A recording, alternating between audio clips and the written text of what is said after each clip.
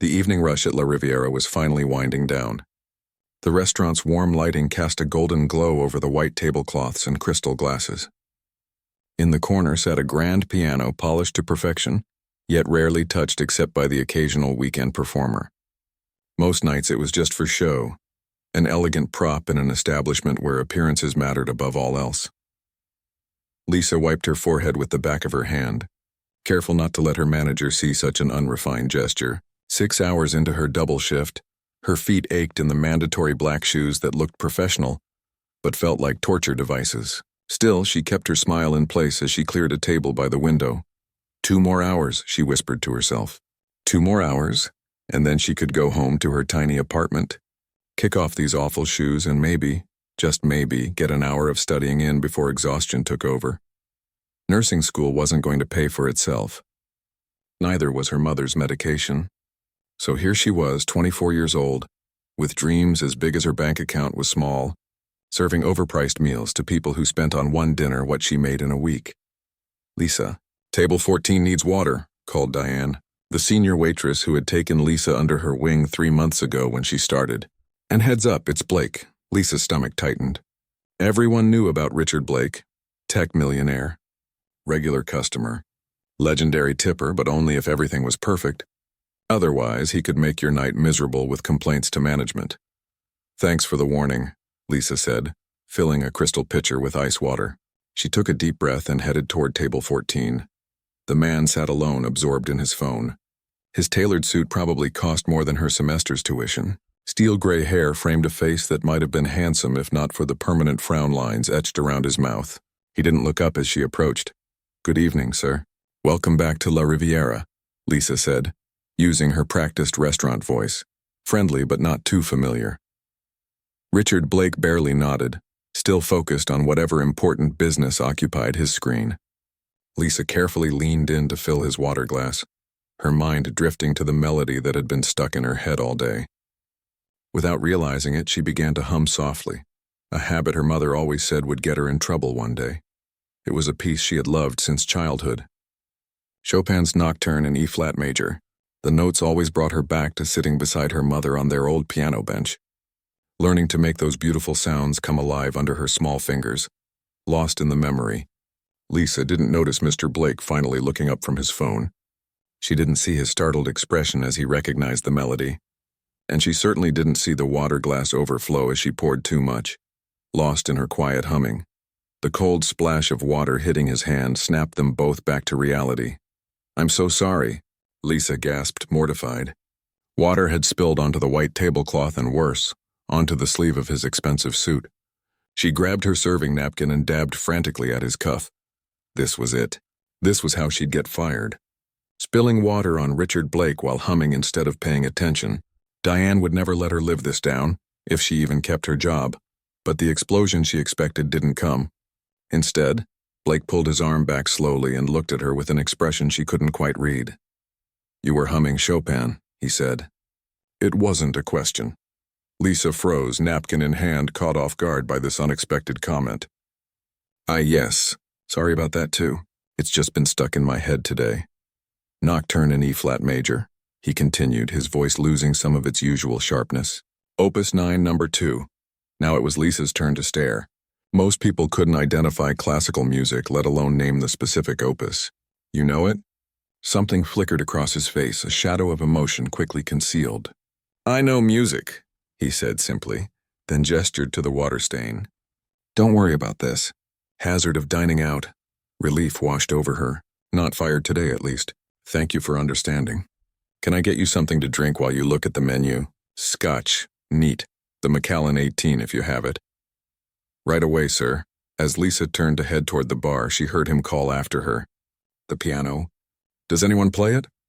She looked back at the grand piano sitting in the corner. "Sometimes on weekends we have a pianist, but during the week it's mostly just for show." Blake nodded thoughtfully, ashamed to let such an instrument sit silent. Something about his tone made Lisa pause. There was longing there, buried beneath his businesslike exterior. But customers were waiting, and she had no time to dwell on the mysterious moods of millionaires. She hurried to the bar to place his drink order. Throughout his meal, Lisa noticed Blake watching her with unusual interest. Not the creepy kind she sometimes got from certain customers, but something more puzzling. Each time she approached his table, he seemed to be studying her, as if trying to solve a riddle. During a rare quiet moment, as she refilled his water glass, much more carefully this time, he surprised her with a question. "Do you play, or do you just appreciate Chopin?" Lisa hesitated. Her personal life wasn't something she usually shared with customers. But there was something in his question that seemed genuinely curious rather than merely making conversation. "I used to play," she admitted, "since I was little. My mother taught piano lessons from our home. And now," he pressed, "now I work here," she said with a small smile. "Life happens," he didn't smile back. "That doesn't answer my question." The directness caught her off guard. Most people would have taken the hint and dropped the subject, but Richard Blake clearly wasn't most people. "I still play sometimes," she conceded, "when I can, which isn't often between double shifts here and nursing school." This information seemed to interest him even more. "Nursing school? So the piano wasn't your chosen path?" "It was once," Lisa said, suddenly unsure why she was telling him all this. "I actually had a scholarship offer to study music. But my mom got sick and medical bills piled up and, well, medicine seemed more practical than music." Blake's expression softened almost imperceptibly. "Practical isn't always right." Before Lisa could respond, another server hurried past, accidentally bumping her. The restaurant was filling up again with the late dinner crowd. The moment of unexpected connection broken, she straightened her posture back into professional mode. "Can I get you anything else, Mr. Blake? Perhaps dessert?" He shook his head. "Just the check." As Lisa went to print his bill, Diane sidled up beside her at the computer terminal. "How's it going with Mr. Sunshine? He giving you a hard time?" "Actually, no. He's been almost nice." "We talked about music," Diane raised an eyebrow. "Music, Blake?" "The man barely speaks beyond ordering his food. He recognized a piece I was humming, knew it by opus number." Well, Diane mused, collecting desserts for her own table. Maybe there's a human being under that expensive suit after all. When Lisa returned with the check, Blake was watching a group of laughing business people at a nearby table. They were celebrating something, a promotion or closed deal perhaps, their joy creating a bubble of energy in the restaurant. One woman was trying to convince another to play the piano. "Come on, Jill. You said you took lessons." That was 20 years ago. "I can barely remember chopsticks." Their laughter seemed to deepen the lines on Blake's face. He turned back to Lisa as she placed the leather folder with his bill on the table.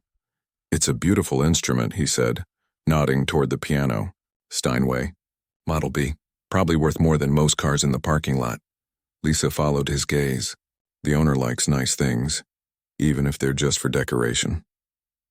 Blake removed his credit card from a slim wallet and placed it in the folder without even glancing at the total. As Lisa reached for it, he didn't let go immediately. "Tell me," he said, his eyes searching hers. "If you could go back, would you still choose nursing over music?" The question hit her like a physical force. No one had asked her that before, not even herself. She'd been too busy surviving to second-guess her choices. "I don't think about what can't be changed," she answered finally. "My mom needed me, and people will always need nurses." He released the folder. A diplomatic answer. An honest one, she countered, surprising herself with her boldness. When she returned with his receipt, Blake was standing by the table, putting on an expensive overcoat. Outside, rain had started to fall, pattering against the large windows. The restaurant had grown louder as more tables filled with the Friday night crowd. "Thank you for dining with us tonight," Lisa said, handing him his copy of the receipt and a pen. "Have a good evening, Mr. Blake." He took the pen but didn't sign immediately. Instead, he looked from Lisa to the piano and back again. Something was building behind his eyes, a decision being made. "You said you still play sometimes," he said, his voice cutting through the ambient restaurant noise with surprising clarity. Lisa nodded uncertainly. "When I can." Blake gestured toward the piano with his chin. "Play something now. It wasn't a request." It was a challenge, spoken loudly enough that several nearby diners turned to look. Lisa felt her cheeks grow warm as she realized people were watching this exchange. "I'm working, Mr. Blake," she said quietly. "And that piano is just for show, like I said. I'll speak to your manager. Consider it a special request from a valued customer." His eyes held hers. Unless you were exaggerating about your abilities. Lisa felt a flash of irritation cut through her embarrassment. Was he testing her? Trying to humiliate her for his own amusement? She'd seen wealthy customers do stranger things when bored.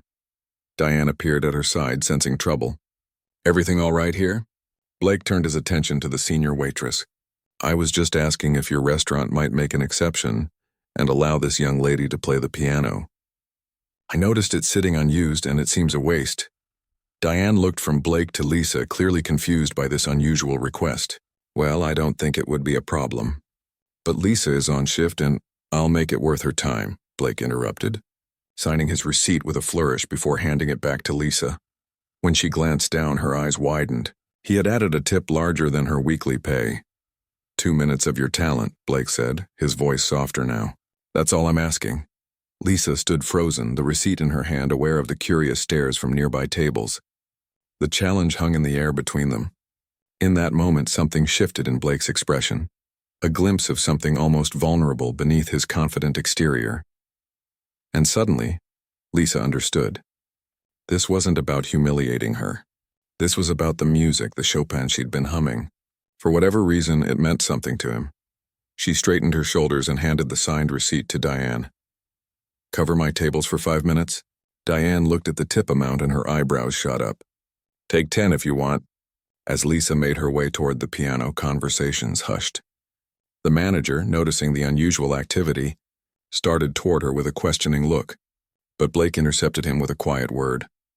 Lisa sat on the bench, suddenly aware of how long it had been since she'd played for anyone but herself. She adjusted the seat, buying time as her heart raced.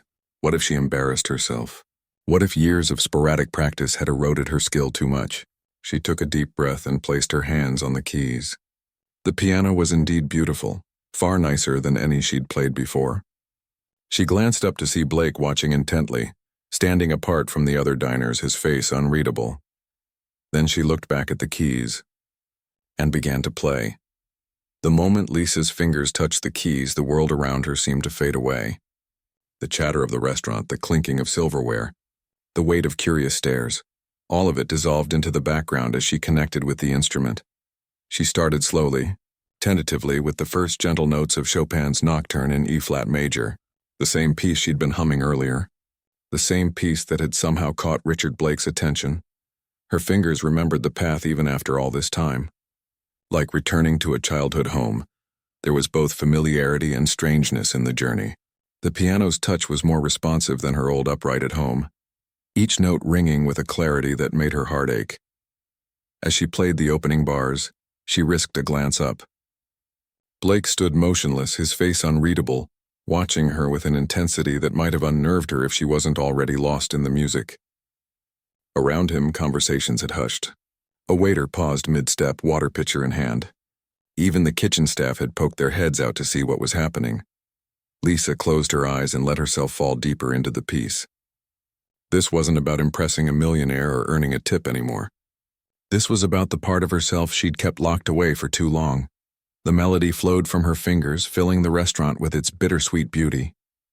She felt tears threatening behind her closed eyelids, but pushed them back. Not here, not now.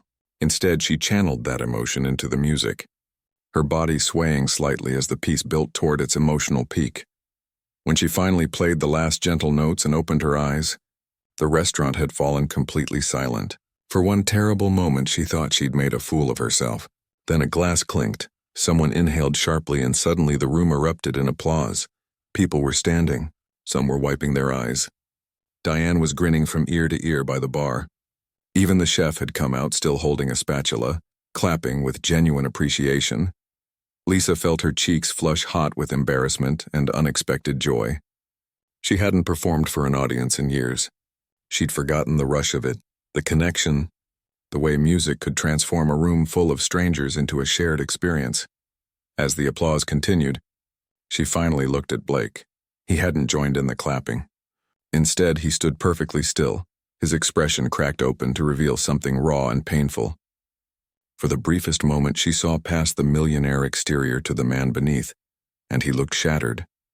Before she could process this, Blake turned abruptly and headed for the door, moving with such purpose that diners scrambled to get out of his way. Lisa stood up from the piano bench, confused by his sudden departure. That was incredible. Diane hurried over, beaming. Where did you learn to play like that? You've been holding out on us. Lisa barely heard her. Her eyes were on Blake's retreating back as he pushed through the restaurant doors into the rainy night. Had she done something wrong? Why challenge her to play and then leave the moment she finished? I should get back to my tables, Lisa said, still distracted. Are you kidding? After that performance, you deserve a break. Besides, Diane lowered her voice conspiratorially. Did you see the tip he left you? $200. You could take the rest of the night off and still come out ahead. Lisa stared at her in disbelief. 200? That can't be right. Check for yourself. Diane pressed the signed receipt into her hand. Sure enough, there it was in neat handwriting, $200. Lisa felt a mix of gratitude and confusion. Such generosity from a man known for his demanding standards was unexpected enough. But combined with his abrupt exit, it left her completely bewildered. The restaurant had returned to its normal rhythm, though several diners smiled at her or nodded appreciatively as she made her way back to the service station. A middle-aged woman stopped her with a gentle touch on the arm. That was beautiful, dear. My late husband used to play that piece. Hearing it again was, well, it was a gift. Thank you. Lisa thanked her and continued on, a strange feeling settling in her chest. Music had always been her private joy, her secret comfort. Sharing it tonight had opened something inside her that she'd kept carefully closed for years. As her shift continued, word of her impromptu performance spread through the restaurant. Customers requested her section, asked about her background, even inquired if she would play again. Her manager, initially confused by the break in routine, now beamed at her with newfound appreciation. I had no idea we had a concert pianist serving drinks, he joked, helping her carry a tray of desserts. Blake's a regular, you know. Hard to please. Whatever you did tonight, he's never left a tip like that before. I just played some Chopin, Lisa said, still puzzled by the whole encounter. Actually, he left before I finished. Did I do something wrong? Her manager shook his head. With Blake, who knows? Man's a mystery. Built a tech empire from nothing. Could buy this whole block if he wanted to, but always dines alone. Never seen him bring anyone here, not once in 3 years. As the night wound down and the last customers left, Lisa found herself drawn back to the piano. The restaurant was nearly empty now, just staff cleaning up and finishing side work. She sat on the bench again, not playing, just resting her fingers lightly on the keys. You should take him up on it, Diane said, coming to stand beside her with a stack of folded napkins. Take who up on what? Lisa asked Blake. He left his card with Tony at the bar, said if you wanted to play at his charity gala next month to call him. Diane raised her eyebrows. Those events are major. Rich people writing big checks, networking, showing off. The kind of opportunity that doesn't just fall in your lap. Lisa's stomach tightened. I can't play at an event like that. I haven't performed seriously in years. I'm not what? Not good enough? After what we all heard tonight? Diane set down her napkins and put her hands on her hips. Look, I've worked here 5 years. I've seen pianists they hire specially for events. None of them played with what you had tonight. What did I have? Lisa asked quietly. Heart, Diane said simply. You weren't just playing notes. You were telling a story.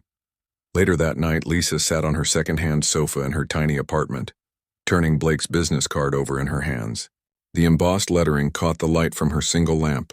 Richard Blake, CEO, Blake Technologies. A phone number, an email. Nothing personal, nothing warm. Just like the man himself. Why had her playing affected him so strongly? Why had he left so abruptly? And why was he now offering her a chance to play at a high-profile event? She set the card on her coffee table and opened her nursing textbook, trying to focus on the chapter she needed to read before her morning class. But the words swam before her eyes, replaced by musical notes and the memory of the piano's touch. Her phone buzzed with a text from her mother. How was work tonight? Lisa stared at the message, unsure how to even begin explaining the evening's events. Finally, she typed, Interesting. A customer asked me to play the piano. 3 dots appeared immediately as her mother typed back, You played? In public? Oh, honey, that's wonderful. It's been so long. Before Lisa could respond, another text came through. Was it that piece we used to play together? The Chopin? Lisa felt a lump form in her throat. Her mother had always believed in her talent, had sacrificed so much to nurture it. When Lisa had turned down the music scholarship to study nursing instead, her mother never complained, never guilted her. She'd simply packed away her disappointment and supported her daughter's new path. Yes, it was the Chopin, Lisa typed back. A customer requested it. Sort of. And how did it feel? How did it feel? Like coming home. Like finding a piece of herself she'd tried to forget. Like standing in sunshine after years in shadow. Good, she wrote simply. It felt good. Her mother's response was immediate. I'm so glad, sweetheart. Music was always in your heart. Lisa set down her phone and looked again at Blake's business card. Playing tonight had awakened something she'd tried to bury. The thought of performing at a gala terrified her. But the thought of closing that door again, of returning to a life without music, terrified her more. Her textbook sat open, full of information that could save lives someday. Her practical choice, her responsible path. Next to it sat the card that represented a road not taken, a dream deferred. The following morning, Lisa arrived early for her shift, barely having slept. All night, her mind had alternated between reliving her performance and imagining all the ways she could embarrass herself at a charity gala full of wealthy, judgmental people. She was surprised to see Blake already seated at his usual table, impeccably dressed as always. The morning newspaper spread before him. This was unusual. He typically only came for dinner, never breakfast. As she approached with coffee pot in hand, he looked up. In the morning light, she could see the fatigue around his eyes, as though he too had spent a restless night. Good morning, Mr. Blake, she said, maintaining her professional demeanor despite the strangeness of their last encounter. Coffee? He nodded, folding his newspaper. Please. As she poured, she noticed his hands, long-fingered, well-manicured, but with a slight tremor today. The hands of someone under strain. Your manager mentioned I left rather abruptly last night, he said when she finished pouring. That was impolite of me. Lisa was startled by what appeared to be an apology. It's fine, really. And thank you for the generous tip. It was unnecessary but very kind. It was entirely necessary, Blake said firmly, and entirely inadequate for what you gave in return. There was an uncomfortable silence as Lisa tried to decipher his meaning. Finally, she gathered her courage. Diane mentioned something about a charity gala? Blake's expression brightened slightly. Yes, next month. A fundraiser for the city's arts education programs. We always have a pianist for the reception. The usual performer canceled, and after hearing you play, he trailed off, then cleared his throat. It pays, of course. Well, Lisa hesitated. Mr. Blake, I'm flattered, but I don't perform professionally. Last night was the first time I've played in public in years. All the more remarkable, then. His eyes met hers directly. Do you know why I left so quickly last night, Lisa? She shook her head. Because you played that piece exactly as my late wife used to play it. Not technically. She was a concert pianist before her illness. But emotionally. The same phrasing, the same heart. His voice caught on the last word. It caught me off guard. I needed air. Lisa stood very still, coffee pot warm in her hand, suddenly understanding the pain she'd glimpsed in his expression the night before. I'm sorry, she said softly. I didn't know. How could you have? He waved away her apology. But now you understand my interest. The gala would be a fitting tribute to her memory, and an opportunity I think you deserve. Will you consider it? Lisa looked at this complicated man, this stranger who had somehow crashed into her carefully ordered life and stirred up dreams she'd thought long buried. I'll think about it, she promised. As she walked away, she realized she'd already made her decision. Some doors, once reopened, simply cannot be closed again. The day of the charity gala arrived faster than Lisa could have imagined. For the past month, she had spent every spare moment practicing, sacrificing sleep and social time to prepare. Her small apartment had no piano, so she had arranged to use the practice rooms at the community college after her nursing classes. Sometimes she stayed until the janitor politely kicked her out at closing time. Tonight she stood in front of her bathroom mirror, barely recognizing herself. Diane had insisted on lending her a formal dress, midnight blue with a modest neckline and a skirt that flowed to the floor. Her hair, usually pulled back in a practical ponytail for work, now fell in soft waves around her shoulders. The woman in the mirror looked elegant, confident. Lisa felt anything but. Her phone buzzed with a text from her mother. So proud of you, sweetheart. You're going to be amazing tonight." Lisa smiled despite her nerves. After her impromptu performance at the restaurant, she had finally told her mother the full story about Blake and his unusual offer. Her mother had cried, happy tears, she insisted, and immediately started digging through old boxes to find Lisa's sheet music. "It's a sign," her mother had said, eyes bright with excitement. "Life giving you a second chance to share your gift." Lisa wasn't sure about signs or second chances. All she knew was that she had given her word to Blake and she intended to keep it. A car horn sounded outside, the taxi she had splurged on for tonight. She couldn't exactly show up to a Millionaire's charity gala on the bus. The venue was a historic hotel in the wealthy part of town, an area Lisa rarely had reason to visit. As the taxi pulled up to the entrance, she saw women in designer gowns and men in tuxedos ascending the grand staircase. Valets rushed to park luxury cars. Photographers snapped pictures of local celebrities. Lisa's stomach clenched. What was she doing here? She didn't belong in this world of wealth and privilege. She belonged in nursing scrubs, not evening gowns. For a wild moment, she considered telling the driver to take her back home. "Miss, we're here," the taxi driver said, looking at her expectantly in the rearview mirror. Lisa took a deep breath and handed him the fare plus a tip. No turning back now. Inside the hotel lobby, crystal chandeliers cast warm light over marble floors. Staff in formal uniforms directed guests toward the ballroom. Lisa followed the crowd, clutching her small purse like a lifeline. Lisa. She turned at the sound of her name and saw Blake approaching. Like the other men, he wore a tuxedo, but somehow he stood out. Perhaps it was his posture, or the way others seemed to step aside instinctively as he moved through the space. "You came," he said, relief evident in his voice. "I was beginning to worry." "I said I would," Lisa replied. Up close, she noticed he looked tired, with dark circles beneath his eyes that his expensive suit couldn't disguise. "Are you all right, Mr. Blake?" "Richard," he corrected her. "Tonight I'm Richard, not Mr. Blake, and yes, I'm fine. These events are just draining." He gestured toward the ballroom. "Shall we?" As they walked, Lisa was acutely aware of curious glances from other guests. A few people stopped Richard to shake his hand or exchange pleasantries, their eyes darting to Lisa with poorly concealed interest. The ballroom was even more intimidating than the lobby. Tables draped in white linen surrounded a dance floor. At the far end, a stage had been set up with a podium for speeches. And there, just to the right of the stage, stood a grand piano, larger and more impressive than the one at the restaurant. "That's where you'll play," Richard said, following her gaze. "During the reception and while people are being seated for dinner. About 45 minutes total." Lisa nodded, suddenly unable to speak. The reality of what she had agreed to was sinking in, along with a fresh wave of doubt. These people were used to professional musicians, not waitresses who played as a hobby. "Would you like to try it out before guests arrive?" Richard asked. "Get a feel for the instrument?" Before she could answer, they were interrupted by a tall woman with silver hair swept into an elegant updo. "Richard, darling, you've been hiding from the committee," she said, air-kissing his cheek. "We need to discuss the auction items before—" She stopped, noticing Lisa. "And who is this lovely young woman?"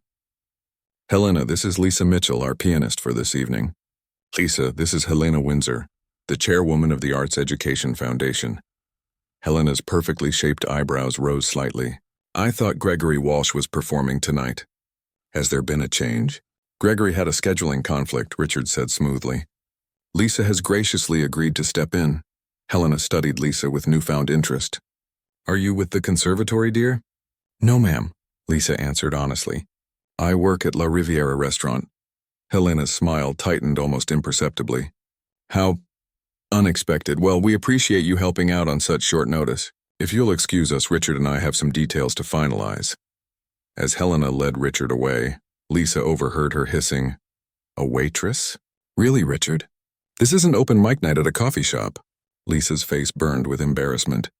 She should never have come. This whole thing was a mistake, a fantasy that had no place in her real life of double shifts and nursing exams. She turned to leave, but found her path blocked by a gray-haired man with kind eyes and a bow tie slightly askew. "Don't mind Helena," he said quietly. "She means well, but she's a terrible snob. I'm Arthur, by the way, Richard's oldest friend and business partner." "Lisa," she replied automatically, still fighting the urge to flee. Richard mentioned you'd be playing tonight. Said he heard you at that Italian place and was blown away. Arthur's eyes crinkled when he smiled. He doesn't impress easily, our Richard. I think he was just being kind, Lisa said. I'm not a professional. Neither was Glenn Gould until he was, Arthur replied with a wink. Come on, I'll show you to the piano. You can warm up before this place gets crowded. Despite her reservations, Lisa found herself following Arthur across the ballroom. The piano was even more beautiful up close. A Steinway concert grand, its black surface gleaming under the lights. Go ahead, Arthur encouraged. No one's listening but me, and I'm half deaf anyway. Lisa sat down hesitantly. The bench felt different from the one at the restaurant. Higher, firmer. She adjusted it slightly, then placed her hands on the keys without pressing down. Richard said you played Chopin that night, Arthur said, standing beside the piano. His wife's favorite. Lisa looked up in surprise. He told you about that? Arthur nodded. First time he's mentioned Catherine's music in years. Must have been quite a performance. Lisa didn't know how to respond to that, so she simply turned back to the keys and began to play. Softly at first, just scales to warm up her fingers and test the piano's action. The instrument responded beautifully, each note ringing clear and true. Gradually, she transitioned into the piece she had prepared for tonight, Debussy's Clair de Lune. Different from the Chopin she had played at the restaurant, but equally emotional. As she played, she forgot about Arthur standing nearby, forgot about Helena's dismissive remarks, forgot about the intimidating venue. There was only the music, flowing from her fingers like water, filling the empty ballroom with its gentle beauty. When she finished, she was startled to hear applause not just from Arthur, but from a small group of staff who had paused in their preparations to listen. One of the waiters gave her a thumbs up. Well, Arthur said, smiling broadly, I'd say Helena can put her concerns to rest. Over the next hour, guests began to arrive in earnest. As instructed, Lisa played background music while they mingled, sipped champagne, and bid on silent auction items. She chose pieces carefully, nothing too showy or demanding of attention, but nothing forgettable either. From her seat at the piano, she observed the social dynamics of the wealthy. The air kisses, the practiced laughs, the subtle competition in clothes and jewelry. Richard moved through the crowd with practiced ease, though she noticed he never lingered long with any one group. Occasionally, their eyes would meet across the room and he would give her a small nod of encouragement. Once she caught him standing still amid the swirl of conversation, eyes closed, simply listening to her play. As the reception portion of the evening wound down and guests began moving toward their assigned tables for dinner, Richard approached the piano. You're doing wonderfully, he said quietly. Better than I could have hoped. Thank you for giving me this chance, Lisa replied. It means more than you know. One more piece before dinner, Richard said. Your choice, something meaningful. Lisa understood what he was asking. She waited until the room had quieted somewhat, then began to play the Chopin Nocturne, the piece that had started this whole unlikely journey.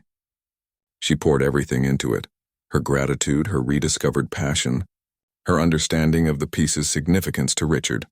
As the final notes faded, she looked up to find Richard standing with his eyes closed, one hand gripping the edge of the piano. When he opened them, she was startled to see tears glistening in the corners. That was for Catherine, he said, his voice barely audible over the ambient noise of the ballroom. Yes, Lisa answered simply. Before he could respond, Helena appeared at his elbow. Richard, everyone's seated. We need you to make the welcome speech. Richard straightened, composing himself with visible effort. Of course. To Lisa, he added, join table 3 for dinner. Arthur will show you.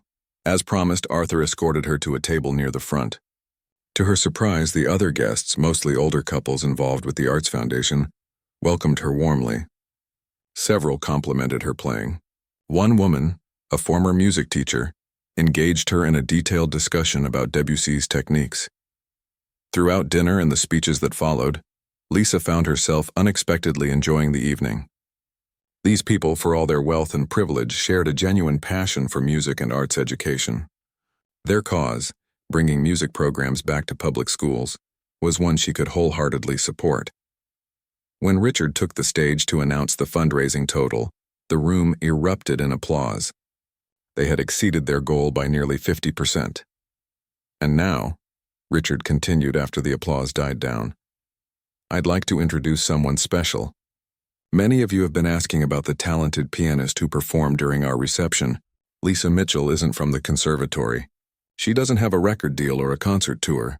She's a waitress at La Riviera and a nursing student, trying to make ends meet like so many young people in our city. Lisa froze as every head in the room turned toward her. But Lisa has something that can't be bought or taught, an extraordinary gift for music, a gift that might have remained hidden if not for a chance encounter. Richard's eyes found hers across the room. Would you join me on stage, Lisa? Her heart hammering, Lisa rose from her seat. The walk to the stage felt endless, but somehow she made it without tripping over her borrowed dress. Standing beside Richard under the bright lights, facing a sea of curious faces, Lisa had never felt more exposed, or more alive. Standing on stage beside Richard Blake, Lisa felt hundreds of eyes on her. The spotlight was warm against her skin, making the borrowed dress feel suddenly too tight. She had never imagined herself here in this moment, in this world so far removed from her everyday life of taking orders and studying for exams. Thank you, Lisa, for sharing your extraordinary gift with us tonight, Richard said into the microphone, his voice carrying across the hushed ballroom. Your performance reminded us all why we're here, to ensure that young people with talent like yours have the opportunity to develop it, regardless of their circumstances. The audience applauded politely. Lisa smiled nervously, unsure if she was supposed to say something in return. Richard saved her from having to decide. I'd like to make a personal announcement, he continued. In honor of my late wife, Catherine, I am establishing a new scholarship for working musicians, those who, like Lisa, balance their passion for music with the practical demands of making a living. Murmurs spread through the crowd. Helena in the front row looked surprised. Arthur beside her was grinning broadly. The Catherine Blake Memorial Scholarship will provide tuition and living expenses for recipients to pursue formal music education while continuing their careers, Richard explained. And I'm pleased to announce that Lisa Mitchell will be its first recipient, should she choose to accept. Lisa's head snapped toward him in shock. The crowd's applause faded to white noise as she tried to process what he had just said. A scholarship for her? She hadn't applied for anything. Hadn't even mentioned her abandoned music dreams to him beyond that brief conversation at the restaurant. Richard turned to her, away from the microphone, his eyes questioning. We can discuss the details later, he said quietly. No pressure. Before she could respond, he was turning back to the audience, wrapping up his speech, thanking sponsors. Lisa stood frozen beside him, her mind racing. When he finally led her off the stage, her legs moved automatically, following him through a side door into a quiet corridor away from the crowd. I'm sorry to spring that on you, Richard said once they were alone. It was presumptuous. A little, Lisa agreed, finding her voice at last. Why did you do that?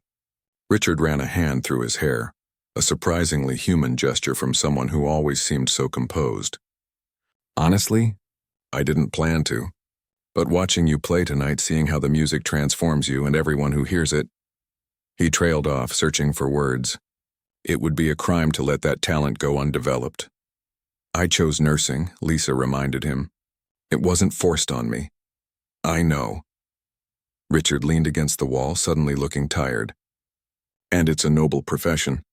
But can I ask why? Why nursing instead of music? Lisa had asked herself the same question many times over the years. My mother got sick my senior year of high school. Cancer. The medical bills piled up fast. Our health insurance was a joke. She paused, remembering those dark months. The nurses who cared for her, they made all the difference.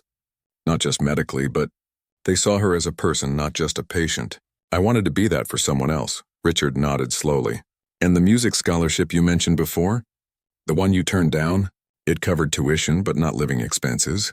Not my mother's care, Lisa shrugged. An easy choice, really. And now? Your mother's health? In remission, thank God, 4 years cancer-free. Lisa smiled at the thought. She's the one who kept all my old sheet music.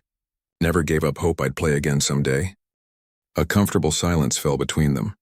From the ballroom, they could hear the sounds of the event continuing. The clinking of glasses, bursts of laughter. The low hum of conversation. I should probably get back, Richard said eventually. People will wonder where their host disappeared to. And I should call a taxi, Lisa added. It's getting late and I have an early class tomorrow. Richard looked like he wanted to say more but thought better of it. At least think about the scholarship? No strings attached. Catherine would have wanted her money to support real talent. Lisa nodded. I'll think about it. As Richard turned to go, she found herself calling after him. Why did you really ask me to play that first night? At the restaurant? The truth. He paused, not turning around immediately. When he did, his expression was more open than she had ever seen it. Catherine loved that nocturne. After she died, I couldn't bear to hear it. Couldn't listen to any piano music, really? For 3 years. His voice was low, private. Then I heard you humming it, and something shifted. I needed to know if I could hear it again without falling apart. And could you? Lisa asked softly. A sad smile touched his lips. No, but I discovered that falling apart isn't always a bad thing. Sometimes it's necessary. With that, he returned to the ballroom, leaving Lisa alone with her thoughts. The next morning arrived with gray skies and gentle rain. Lisa had barely slept, her mind replaying the events of the gala like a movie she couldn't pause. The weight of Richard's offer pressed on her, the opportunity it represented, the change it would demand. She arrived at her nursing clinical rotation 10 minutes early, changed into scrubs, and tried to focus on the day ahead. Today's assignment was in the oncology ward, always emotionally challenging but deeply rewarding. You look tired, observed Nurse Taylor, her supervisor for the day. Late night? Something like that, Lisa replied with a small smile. I'll be fine. As they made their rounds, checking on patients, changing IVs, administering medications, Lisa found herself fully present in the work. This was why she had chosen nursing. The direct impact, the human connection, the feeling of making a tangible difference in someone's worst moments. In room 412, they met Mr. Winters, a new patient starting his first round of chemotherapy. He sat tense in his bed, eyes fixed on the IV drip as if it were a snake about to strike. First time's the scariest, Lisa said gently as she checked his vital signs. It gets more routine, believe it or not. Nothing about cancer is routine, he said flatly. No, she agreed. You're right about that. But you're not alone in this. That counts for something. As she worked, she noticed a small music player on his bedside table. Are you a music fan, Mr. Winters? His expression softened slightly. Classical. My wife makes fun of me for it. Says it's boring. What are you listening to? Chopin helps calm my nerves, Lisa smiled. He's one of my favorites, too. Later, during her lunch break, Lisa found herself in an empty patient lounge. A battered upright piano sat in the corner, a donation from years ago, rarely played and slightly out of tune. Without really thinking about it, she sat down and began to play softly. The same Chopin nocturne, but gentler, mellower than her performance at the gala. She didn't notice Mr. Winters in the doorway until she finished playing. He stood leaning on an IV pole, wearing a hospital robe over his gown. That was beautiful, he said. Are you a professional? Lisa shook her head. Just a nursing student who used to play a lot. You should play more often. It's a gift. He gestured to the chair beside him. Mind if I sit? I needed to walk a bit, clear my head. As they talked, Lisa learned he was a high school science teacher, father of 3, diagnosed just 2 weeks ago. His biggest fear wasn't the pain or even death. It was leaving his children without enough memories of him. I know exactly how they'll remember me now, he said grimly. Sick, that's no legacy. Maybe not, Lisa said. But you're more than your illness. Just like your students are more than their test scores, right? He smiled at that. Touché. By the time she helped him back to his room, Lisa had made a decision. That evening, she arrived at La Riviera for her dinner shift with a clarity she hadn't felt in years. Diane greeted her with curious questions about the gala, which Lisa answered vaguely as she tied her apron. Blake's here again, Diane whispered, nodding toward his usual table. 3rd time this week. Think he's waiting for you. Lisa took a deep breath and approached his table. Good evening, Mr. Blake. He looked up from his phone, something like hope flickering across his face when he saw her. Lisa, how was your day? Illuminating, she replied. I've been thinking about your offer. And? She sat down across from him without asking permission. Something the Lisa from a month ago would never have dared.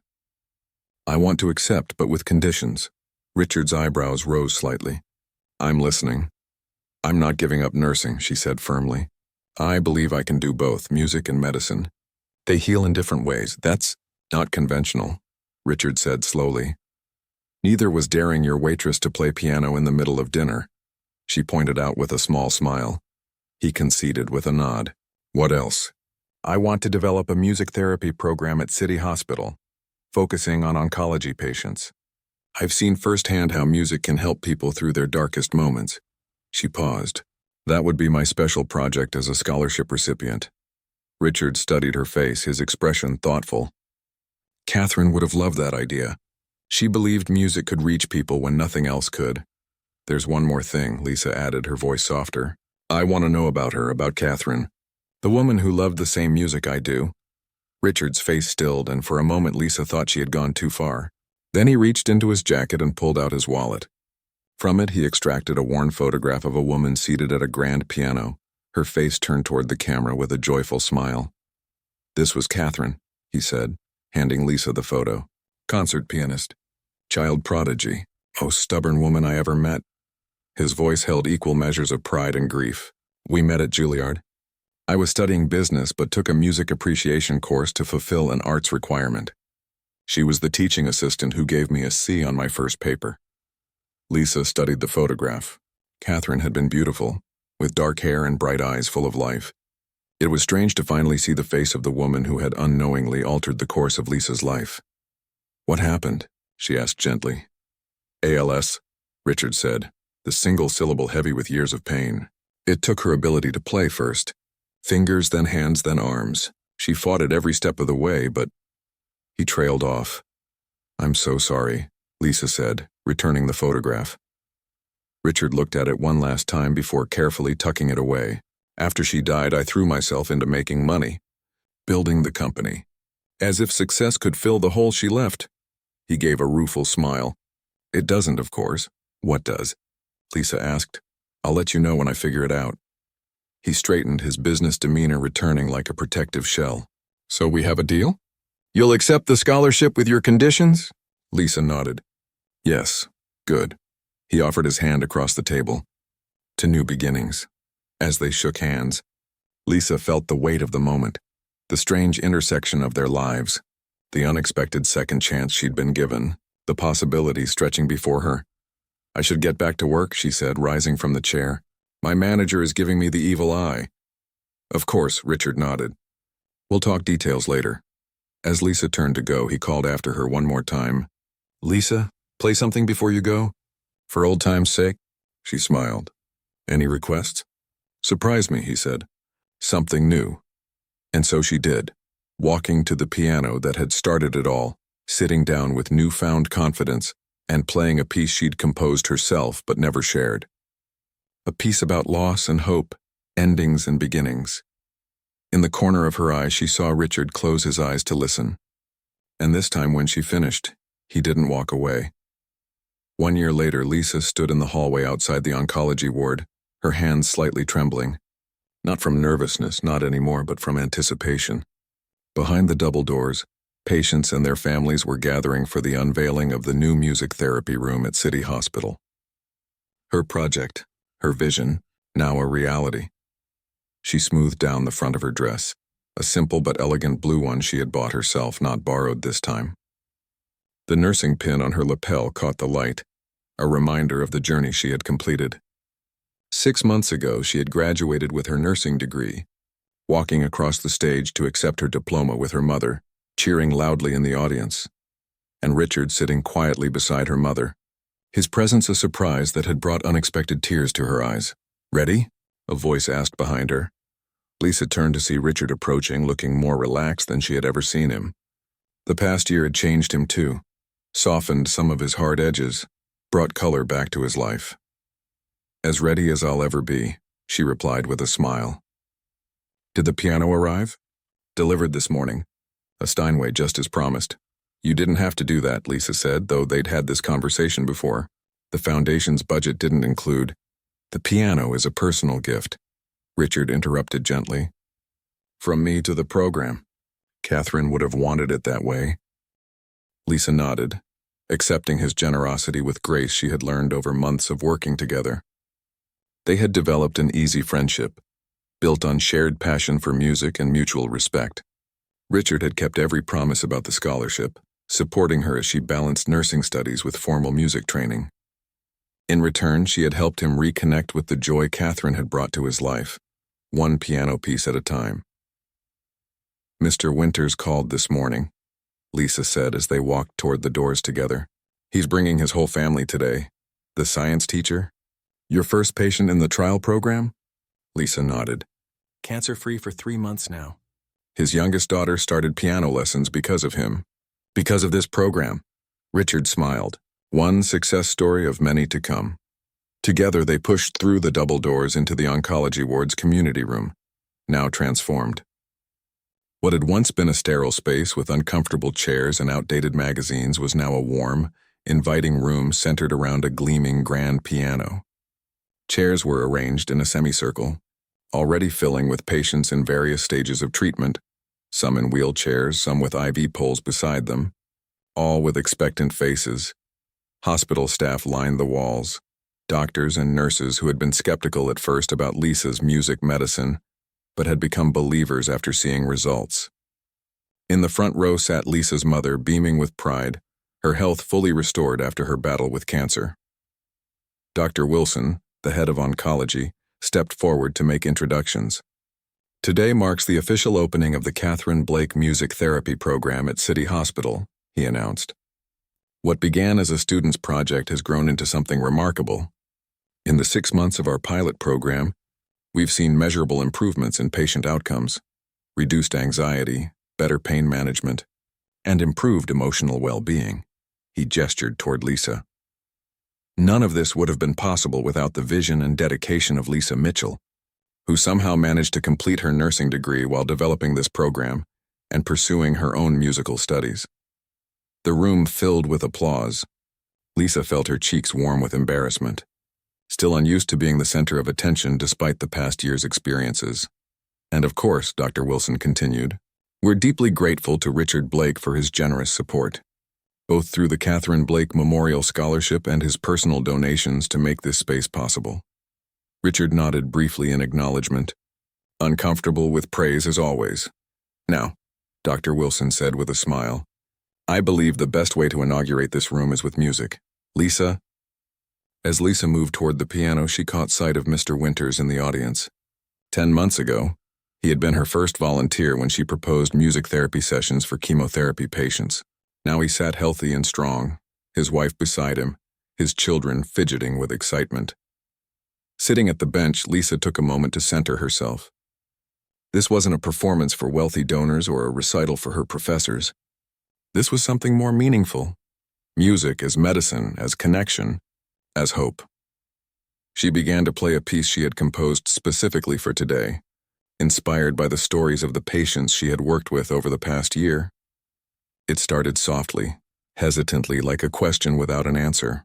Gradually it built, finding strength and purpose, weaving in themes of struggle and resilience before finally resolving into something peaceful but triumphant. As the final notes faded, Lisa looked up to see many eyes glistening with tears, including Richard's. He stood quietly at the back of the room, one hand resting on the wall as if for support. Mr. Winters was the first to speak. "When I started chemotherapy, I was afraid my kids would only remember me as sick, as dying," he said, his voice carrying in the quiet room. "These music sessions gave us something else to share, something that wasn't about cancer or treatment or fear, just beauty, connection." He turned to his family. "No matter what happened, I knew they would remember that." One by one, other patients and family members shared their stories. How music had eased pain when medications couldn't. How learning to play simple melodies had given them a sense of control when their bodies were betraying them. How shared musical experiences had opened conversations too difficult to have otherwise. After the formal ceremony ended and people began to mingle, enjoying refreshments and taking turns at the piano, Lisa found herself beside Richard near the windows. "Catherine would have loved this," he said quietly, seeing her piano making such a difference. "Her piano?" Lisa asked, surprised. Richard nodded. "The Steinway was hers. It's been in storage since she died. I couldn't bear to have it in the house, but I couldn't sell it either." Lisa was speechless, understanding the magnitude of this gift. Richard, I don't know what to say. You don't need to say anything. This is exactly where it belongs. He paused. Where you belong too. As a nurse who plays piano, Lisa said with a smile. Not quite the path either of us expected. The best paths rarely are. Later, as the gathering wound down, Lisa found herself alone at the piano. Most of the patients had returned to their rooms, the staff to their duties. Only her mother remained, chatting quietly with Dr. Wilson about volunteer opportunities at the hospital. Richard had left earlier for a business meeting, but not before confirming their monthly dinner, a tradition they had started 6 months ago. Not romantic, not exactly, but something meaningful nonetheless. Two people connected by music and loss and unexpected second chances. Lisa played softly, not really thinking about what her fingers were doing, letting the music flow naturally. She didn't notice Dr. Wilson approaching until he spoke. The board has reviewed your proposal, he said. They've approved the expansion of the music therapy program to pediatrics with you as the director. Lisa's hands stilled on the keys. Really? Even with my limited experience? Your results speak for themselves, he replied. Besides, you bring something unique. You understand both the medical science and the music. That's rare. As Dr. Wilson walked away, Lisa's mother joined her at the piano bench. Look at you, her mother said, bumping her shoulder gently. Director of music therapy. Who would have thought? Not me, Lisa admitted. A year ago, I was just trying to make rent and pass pharmacology. A year ago, you played piano for a stranger and changed both your lives, her mother pointed out. Funny how things work out. Together, they looked around the room at the piano, the comfortable chairs, the wall where photos of patients engaged in music therapy sessions were displayed alongside framed research data showing the program's success. Do you ever wonder what would have happened if Richard Blake hadn't come to the restaurant that night? Her mother asked. If he hadn't heard you humming Chopin? Lisa thought about all the intersecting choices and chances that had led to this moment. Her decision to work at La Riviera, Richard's regular dinner reservations, her habit of humming while she worked, his grief-fueled challenge, her courage in accepting it. I don't know, she said honestly, but I'm grateful it happened. As they prepared to leave, Lisa's phone chimed with a message. It was from Richard. Catherine's old conservatory called.